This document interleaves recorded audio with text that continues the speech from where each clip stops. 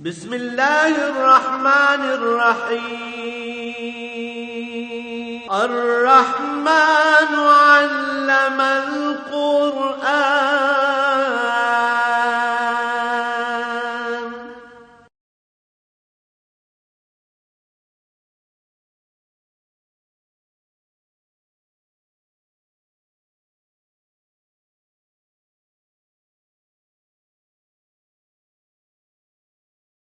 الحمدللہ رب العالمین والصلاة والسلام علی حبیبہ محمد وآلہ وصحبہ اجمعین۔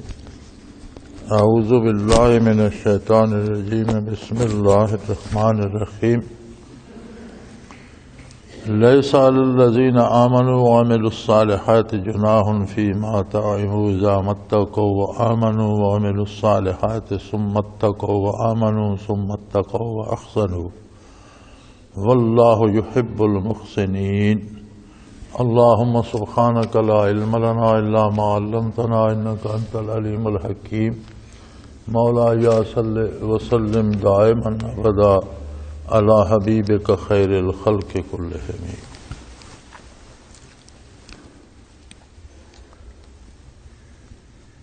کچھ چیزوں کی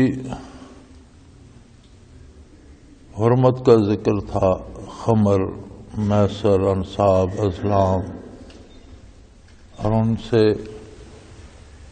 فاجتنبوہ یعنی ان کے متعلقات سے بھی دور رہو، اجتناب کرو۔ اب اس بارے میں ارشاد ہوتا ہے کہ جس معاشرے میں آقا نامدار صلی اللہ تعالی علیہ وآلہ وسلم مبعوث ہوئے، وہ تقریباً روئے زمین پر تمام برائیوں کا مرکز بن چکا تھا، اور ہر طرح کی قباحتیں اس میں موجود تھیں۔ جو چیزیں حرام کی گئیں وہ لوگوں کی گھٹی میں پڑی ہوئی تھیں۔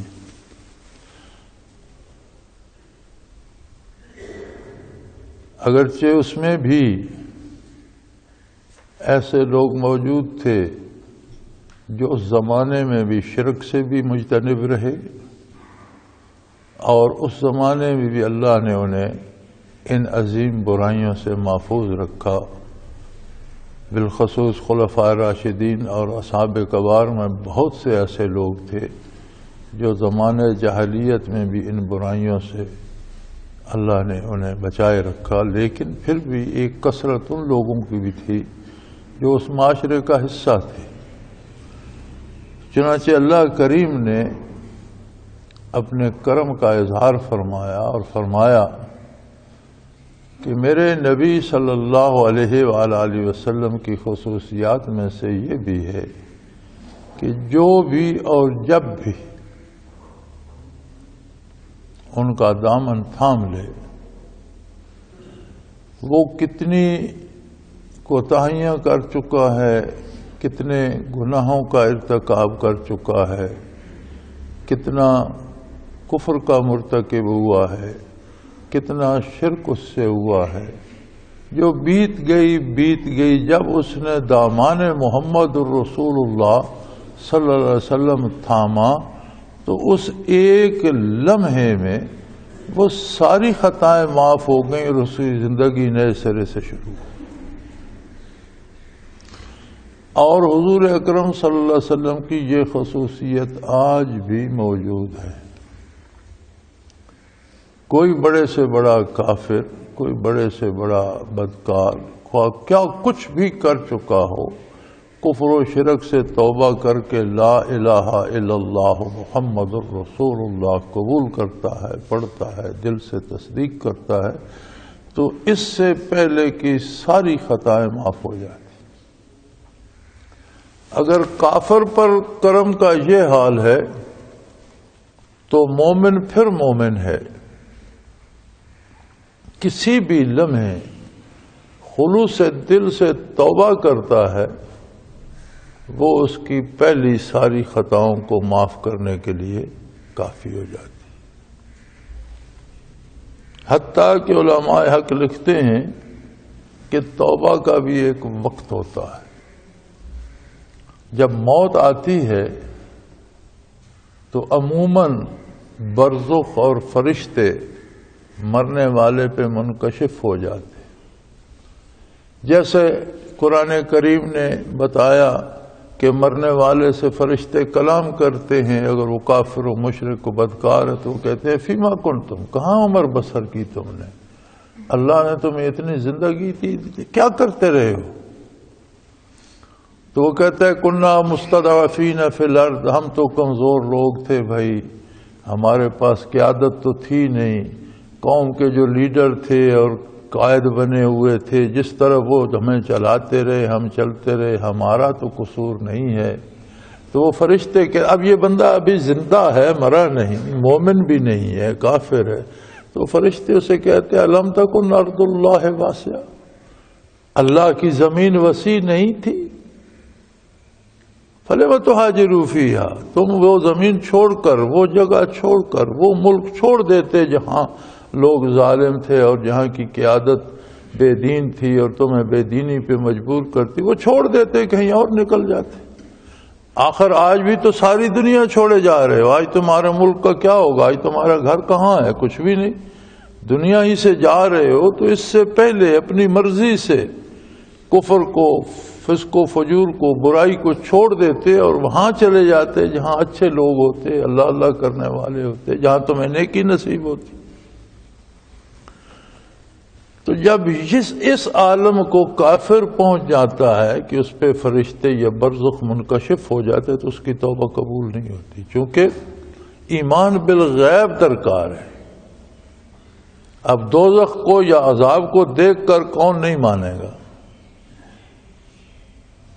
تو اسی طرح فرعون ایمان لایا تھا، جب غرق ہونے لگا اور برزخ منکشف ہوا تو اس نے کہا میں موسیٰ اور ہارون کے خدا پہ ایمان لاتا. فرمایا الان اب ایمان لاتے ہو جب آخرت منکشف ہو گئی، جب وقت تھا اس وقت تم کفر کرتے رہے، سرکشی کرتے رہے، قبول نہیں ہوا.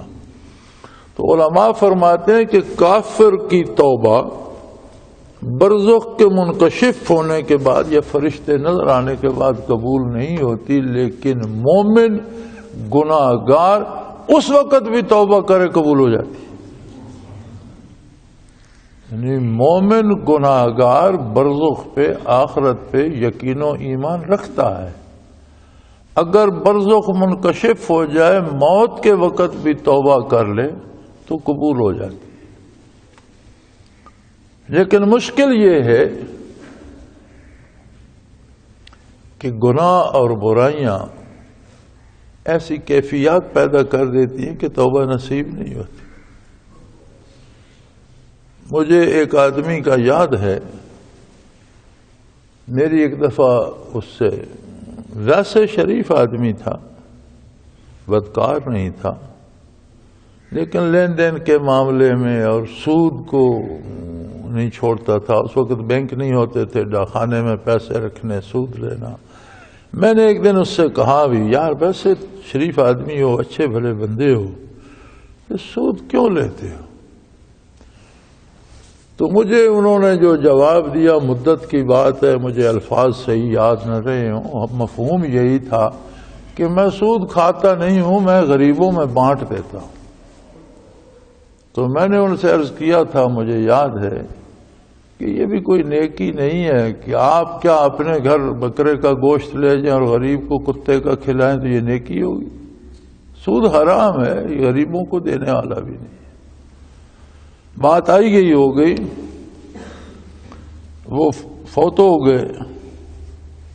کوئی انہیں اندر ایسا درد اٹھا جو بہت تکلیف دہ تھا، اس میں فوت ہو گئے. تو جو حکیم وہاں بلایا گیا، طبیب وہاں بلایا گیا، اس سے میری بات ہوئی. میں اس وقت وہاں موجود نہیں تھا. اس سے میں نے پوچھا تو کہنے لگا جی بہت تکلیف تھی، درد تھا بہت انہیں، اور بڑے زور سے ہائے ہائے کرتے تھے. تو میں نے انہیں کہا کہ لگتا نہیں ہے کہ آپ اس مرض سے بچ پائیں گے، آپ کا وقت قریب ہے، تو ہائے کی بجائے توبہ کریں، توبہ کریں. تو مجھے کہنے لگا جی چاہتا ہے، منہ سے الفاظ نہیں نکلتے. میں چاہتا ہوں کہ میں ہائے ہائے کی بجائے توبہ توبہ کروں لیکن اب میرے منہ سے نکلتی نہیں. یہ اثر ہوتا ہے برائی کا اور کردار کا کہ توفیق توبہ سلب ہو جاتی ہے. تو یہاں ارشاد فرمایا کہ نزول حکم سے پہلے اگر کسی سے کوئی غلطی ہوئی یا اس نے جوا کھیلا یا اس نے شراب پی یا اس نے کوئی حرام کھایا تو فرمایا وہ سب معاف کیا جائے. لیس علی الذین آمنوا وعملوا الصالحات جناح فیما طعموا. جو کچھ وہ کھا چکے ہیں نزول آیت سے پہلے وہ ہم نے معاف کیا، لیکن شرط یہ ہے کہ ایمان لائے اور عمل صالح کرے. آمنوا وعملوا الصالحات. میں کئی بار عرض کر چکا ہوں کہ قرآن حکیم میں جہاں ایمان کا تذکرہ آتا ہے وہاں عمل الصالحات ساتھ ہوتا ہے. یعنی عمل صالح کے بغیر ایمان کا کوئی گواہ نہیں ہے. ایمان ایک دعویٰ ہے، ہم ایک دعویٰ کرتے ہیں کہ میں ایمان لایا، میں مسلمان ہوں، الحمدللہ میں مومن ہوں. اب یہ تو ایک دعویٰ ہے کہ ہم نے کر دیا، اس کی تصدیق ہمارے اعمال کا ہے. وہ اس کے گواہ ہیں کہ یہ فرائض کے وقت فرائض ادا کرتا ہے، سنن ادا کرتا ہے، سچ بولتا ہے، حلال کھاتا ہے، محنت کرتا ہے، کسی سے جھوٹ نہیں بولتا، کسی سے ظلم نہیں کرتا، کوئی برائی نہیں کرتا، عمل صالح کرتا ہے. تو اتباع رسالت جو ہے وہ ہے عمل صالح. تو ایمان کی شرط یہ ہے کہ جب اللہ ایمان نصیب کرے تو بندے کا کردار حضور کے بتائے ہوئے طریقے کے تابع ہو جائے. فرمایا جو ایمان لائے اور انہوں نے نیک اعمال کیے، اگر ان سے ایمان لانے سے پہلے کوئی غلطی ہو چکی ہے وہ ہم نے معاف کر دی. ایمان اور عمل صالح کی بڑی خوبصورت ترتیب بنائی پھر قرآن کریم میں کہ بندہ ایمان لاتا ہے، وابستہ ہو جاتا ہے دامان پیغمبر صلی اللہ علیہ وسلم سے، پھر وہ ایسے عمل کرتا ہے جیسا حضور فرماتے ہیں. آپ کسی کا دامن تھام کر چلتے ہو تو جدھر وہ چلے گا آپ کو اس کے قدم بقدم پیچھے چلنا پڑے گا. جہاں سے وہ دائیں مڑ جائے گا آپ بھی مڑ جائیں گے، جہاں سے وہ بائیں مڑے گا آپ بھی مڑیں گے، جہاں سے وہ اس طرف سیدھا رخ کر لے گا آپ بھی. اگر نہیں مڑیں گے، وہ دائیں مڑ گیا آپ بائیں مڑ گئے تو دامن تو چھوٹ جائے گا. یعنی دامن تھامنے کا مطلب یہ ہے کہ آپ نقش قدم پہ چلیں. ایمان کیا ہے؟ دامان رسالت کو تھامنا ایمان ہے. اب جب بحمداللہ ہمارے ہاتھ میں دامان محمد الرسول اللہ صلی اللہ علیہ وسلم آ گیا تو ہم پیچھے پیچھے چلیں گے تو دامن پاک ہاتھ میں رہے گا. جہاں سے ہم راستہ بدلیں گے دامن چھوٹ جائے گا. اور اگر دامن ہاتھ میں رہے تو اللہ کریم فرماتا ہے پھر اس میں ہر لمحہ ترقی ہوتی ہے کہ اس نے عمل صالح کیے. اذا متقوا، ان کے تو فعل اسے قرب الہی نصیب ہوا، تقوی نصیب ہوا. تقوی کیا ہوتا ہے؟ تقوی ہوتا ہے رب کریم سے ایسا تعلق کہ بندہ خیالوں میں بھی اس کی نافرمانی سے ڈرتا رہے، یہ سوچ کر بھی ڈر لگے کہ کبھی اللہ کریم کو میں خفا کر دوں، نہیں یہ مجھ سے نہیں ہو سکتا. تو جب وہ دامان رسالت تھامتے ہیں اور حضور اکرم صلی اللہ علیہ وآلہ وسلم کے بتائے ہوئے راستے اور آپ کے نقش کف پاک کو اپنا قبلہ بنا کر چلتے ہیں اور اتباع کرتے ہیں، اطاعت کرتے ہیں، تو انہیں تقوی نصیب ہوتا ہے. تقوی ان کا رشتہ براہ راست اللہ سے ایسا بن جاتا ہے کہ وہ اللہ کی نافرمانی کا سوچتے ہوئے بھی ڈرتے ہیں. پھر مزید عمل کرتے ہیں، مزید پیچھے چلتے ہیں، مزید دامان رحمت کے سائے میں چلتے ہیں تو مزید تقوی نصیب ہوتا ہے. وہ کیفیت بڑھتی چلی جاتی ہے، جو کیفیت رشتے یا تعلق کی تھی وہ بڑھتی چلی جاتی ہے۔ اس کے بعد وہ مزید اتباع رسالت کرتے ہیں تو وہ کیفیت جو اللہ کے ساتھ ان کے قرب کی بن رہی ہے وہ مزید بڑھتی جاتی ہے، حتیٰ کہ ثم اتقوا واحسنوا، حتیٰ کہ وہ تقوی انہیں درجہ احسان پہ لے جاتا ہے۔ درجہ احسان کیا ہے؟ حدیث احسان میں نبی کریم حدیث جبریل میں فرماتے ہیں کہ جبریل امین نے عرض کی یا رسول اللہ احسان کیا ہے؟ وما الاحسان یا رسول اللہ صلی اللہ علیہ وسلم؟ فرمایا احسان یہ ہے کہ ان تعبد اللہ کأنک تراہ فإن لم تکن تراہ فإنہ یراک او کما قال رسول اللہ صلی اللہ علیہ وسلم۔ فرمایا درجہ احسان یہ ہے کہ تم اللہ کو روبرو پاؤ۔ جب تم اللہ کی عبادت کرتے ہو، اللہ کی اطاعت کرتے ہو، عبادت بہت وسیع لفظ ہے، عبادت فرائض عبادت کو بھی شامل ہے، اور اگر کسی کو اللہ درجہ احسان نصیب کرے تو اس کا ہر عمل عبادت بن جاتا ہے، کیونکہ ہر کام وہ اللہ کے حکم کے مطابق اور نبی صلی اللہ علیہ وسلم کے بتائے ہوئے طریقے کے مطابق کرتا ہے تو ہر کام عبادت شمار ہوتا ہے۔ جیسے صحابہ کرام کے بارے قرآن کریم فرماتا ہے تراہم رکعا سجدا یبتغون فضلا من اللہ ورضوانا، تو انہیں جب بھی دیکھتا ہے وہ رکوع و سجود میں۔ صحابہ کرام کیا صرف رکوع و سجود ہی کرتے ہیں؟ دنیا کا ہر کام انہوں نے کیا، سیاست بھی کی، حکومت بھی کی، جہاد بھی کیے، ممالک فتح بھی کیے، ممالک کا انتظام و انصرام بھی کیا، شادیاں بھی کی، اولادیں بھی ہوئیں، گھر بار بھی ہوئے، کاروبار بھی کیے، تجارت بھی کی، لیکن قرآن کہتا ہے کہ ہر لمحے وہ رکوع و سجود میں ہے۔ اس کا مطلب یہ ہے کہ ان کے سارے کام رکوع و سجود بن گئے، اس لیے کہ انہیں درجہ احسان نصیب تھا، وہ ہر کام اللہ کو سامنے دیکھ کر کرتے، ہر کام میں انہیں حضور حق نصیب ہوتا تھا، لہذا ان کے سارے کام ایسے ہو گئے جیسے رکوع و سجود کرتا ہے۔ رکوع و سجود کیا ہے؟ کائنات سے کٹ کر، رشتے ناتوں کو بھول کر، کاروبار کو چھوڑ کر، مصروفیات سے الگ ہو کر صرف اللہ کے سامنے تسبیحات پڑھنا جھک کر یا زمین پہ سر رکھ کے، یہ رکوع و سجود ہے کہ بندے اور اللہ کے درمیان کوئی تیسرا نہیں۔ تو جنہیں درجہ احسان عطا ہوا ان کے زندگی کے سارے امور ایسے ہو گئے کہ ہر کام انہوں نے حضور حق میں کیا۔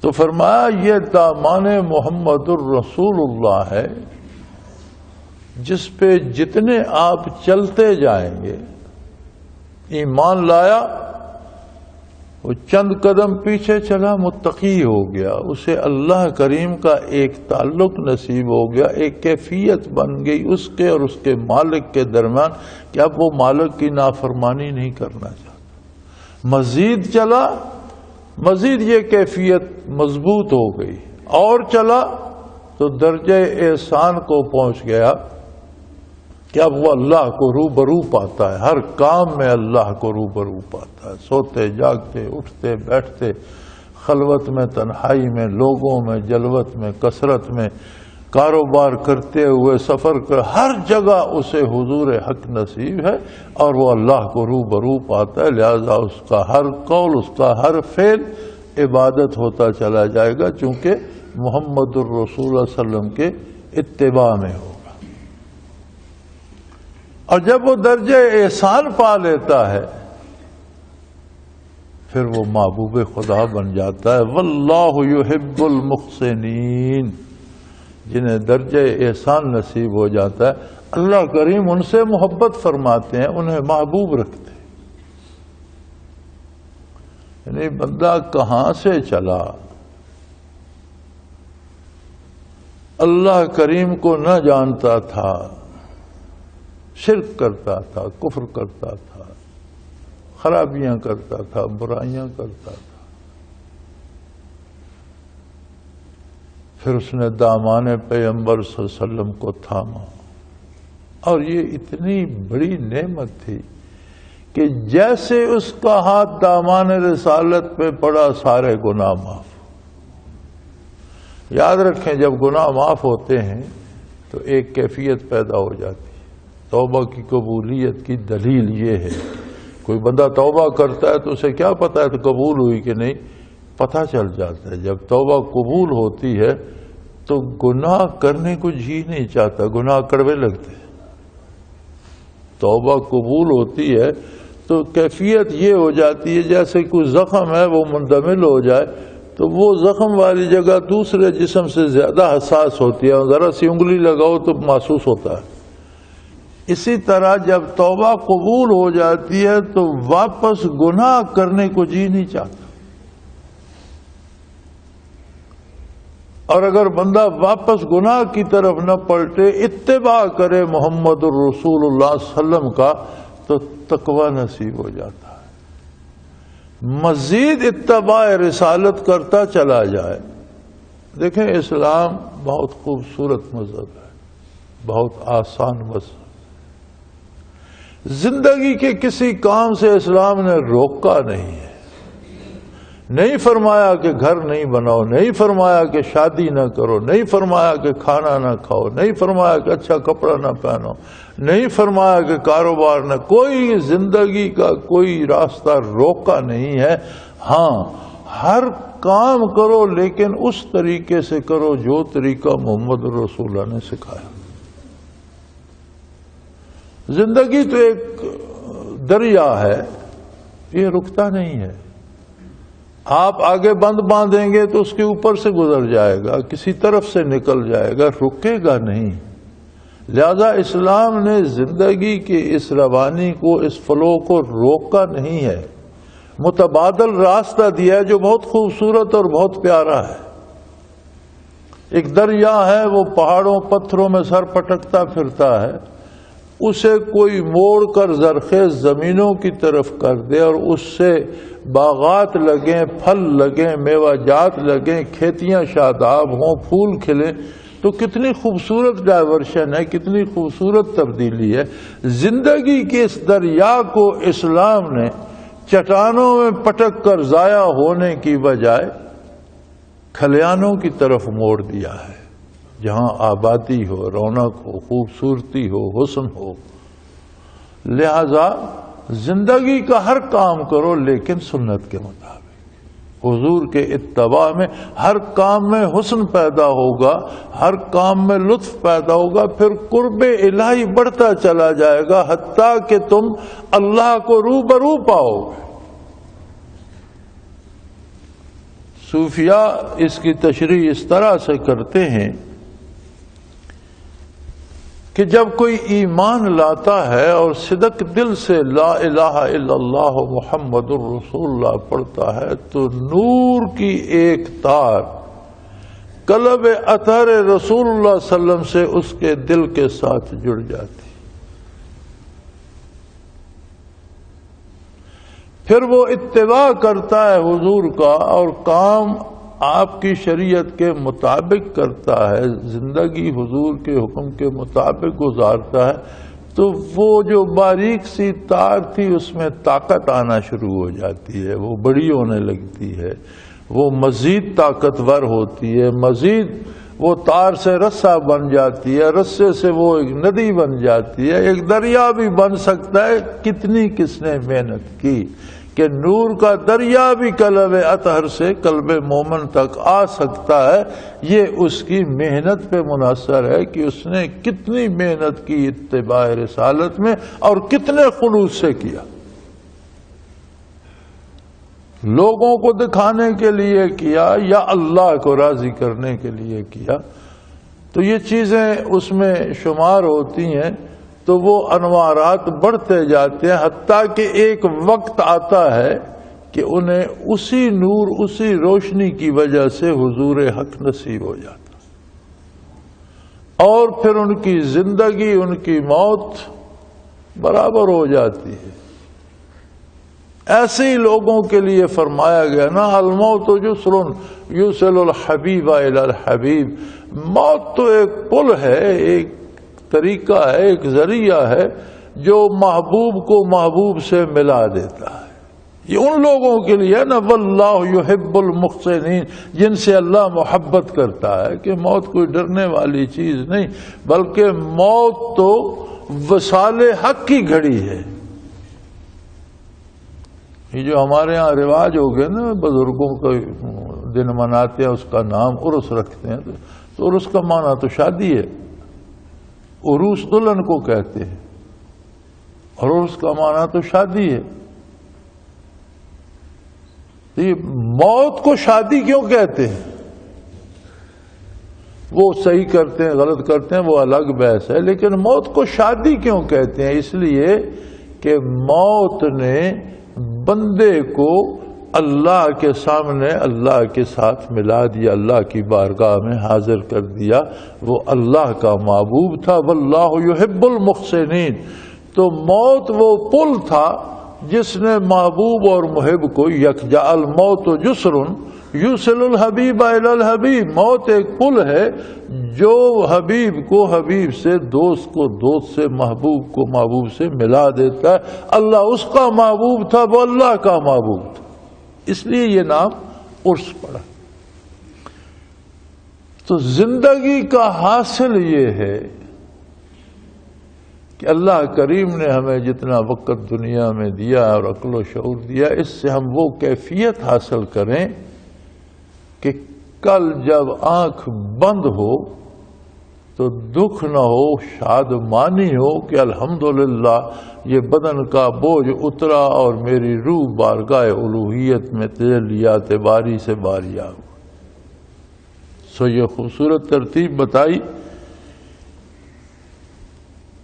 کہ آمنوا وعملوا الصالحات اذا اتقوا، ایمان لائے، نیک عمل کیا، اس کے بدلے انہیں ایک کیفیت نصیب ہوئی جسے تقویٰ کہتے ہیں، اور وہ کیفیت ہے اللہ کریم کے ساتھ تعلق کا۔ لوگوں کا ایک عجیب رویہ بن گیا اور ایک عجیب خیال ہے لوگوں کو کہ شاید عبادت کرنے سے بندہ بیمار نہیں ہوتا، عبادت کرنے سے اس کے بیٹوں کو ملازمت مل جاتی ہے، نمازیں پڑھنے سے دکان بڑی چلتی ہے۔ میرے پاس بطور خطوط آتے ہیں، جی میں نماز بھی باقاعدگی سے پڑھتا ہوں، میرا کاروبار خراب ہو رہا ہے۔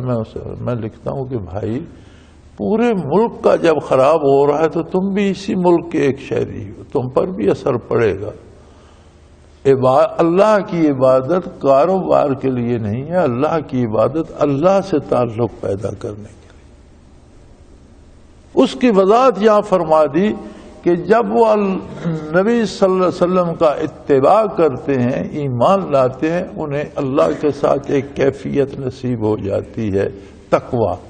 عام زبان میں ہم اگر آسانی سے سمجھنا چاہیں تو بڑی آسانی سے سمجھ آ جاتی ہے۔ ہمارے ہاں یہ الیکشن ہوتے ہیں، پھر لوگ ووٹ مانگتے ہیں۔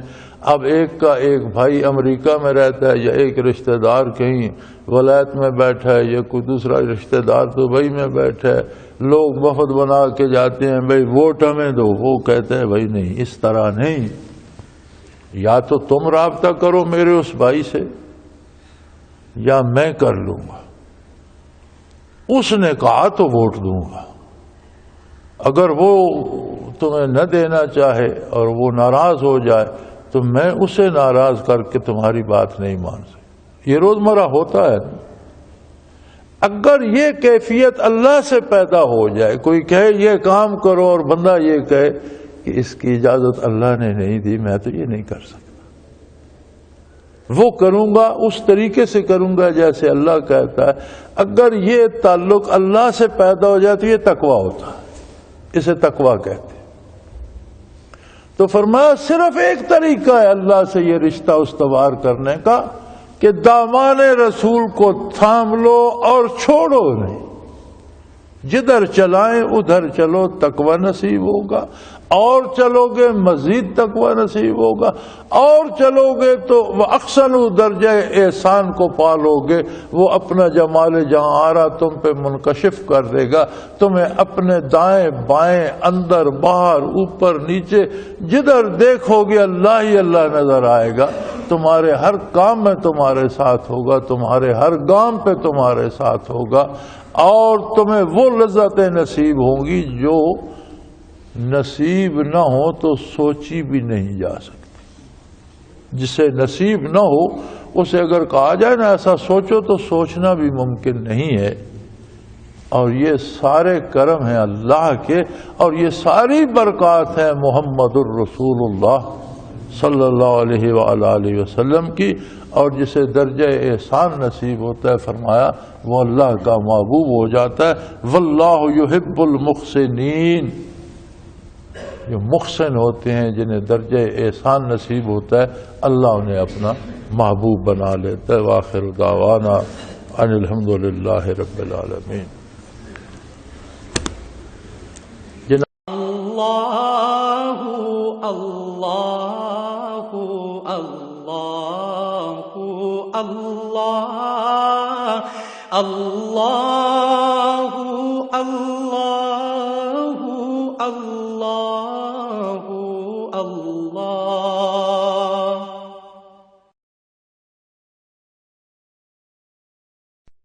حضرت امیر محمد اکرم آوان مد ظلہ العالی دارالعرفان منارہ ضلع چکوال میں سالہ سال سے قرآن و حدیث کے اوپر خطابات کر رہے ہیں اور سلسلہ نقشبندیہ اویسیہ کے مطابق لوگوں کو ذکر الہی کی تربیت دے رہے ہیں۔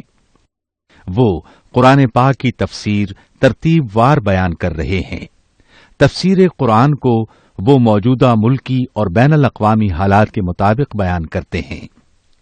موٹر وے سے کلر کہار کے انٹرچینج سے نکلتے ہوئے کلر کہار کی جھیل سے ہوتے ہوئے میانی، بوچھال اور نور پور سے گزرتے ہوئے دارالعرفان منارہ پہنچ سکتے ہیں۔ حضرت امیر محمد اکرم آوان نے بچیوں اور بچوں کی دینی اور دنیاوی تعلیم کے لیے سقارہ اکیڈمی کے نام سے ایک درسگاہ بھی قائم کی ہے، جس کا افتتاح ملک پاکستان کے صدر جنرل محمد ضیاء الحق نے اپنے دست مبارک سے کیا تھا۔ وہ تمام احباب جو اسلام کی طلب رکھتے ہیں ان سے گزارش ہے کہ دارالعرفان منارہ ضلع چکوال میں امیر محمد اکرم آوان صاحب کے خطابات سے مستفید ہوں۔ وہ ہر جمعے کو نماز سے پہلے بیان فرماتے ہیں۔ ہر ماہ کی پہلی اتوار کو ماہانہ اجتماع ہوتا ہے جس میں آپ خصوصی خطاب فرماتے ہیں اور پاکستان کے چاروں صوبوں سے احباب اس اجتماع میں شرکت کرتے ہیں۔ اس کے علاوہ یہاں سال میں 2 مرکزی اجتماعات بھی ہوتے ہیں، ایک رمضان المبارک میں اعتکاف کا اجتماع اور دوسرا جولائی اور اگست میں 40 دن کا اجتماع ہوتا ہے جس میں روحانی تربیت کی جاتی ہے۔ اپنا خون سیماب دے کر اتنا ہم کر جائیں گے، نام آقا کا چمن میں پھر رقم کر جائیں گے۔